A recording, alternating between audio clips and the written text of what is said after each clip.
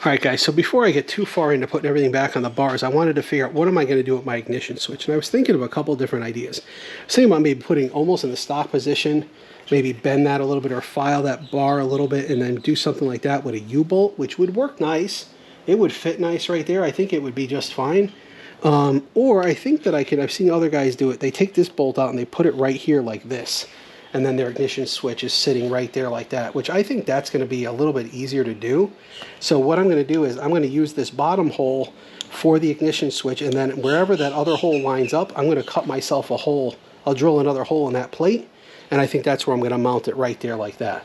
So I'm going to spend some time on that and get that ready to go, and then I'll show you the finished product.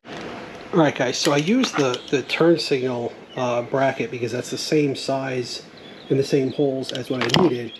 I lined it up with the front, I marked my hole and then drilled it, and the nice thing about it, guys, that hole is dead in the middle. So I'm going to be able to either mount this lower like this, if that works better, or up in the higher position like this.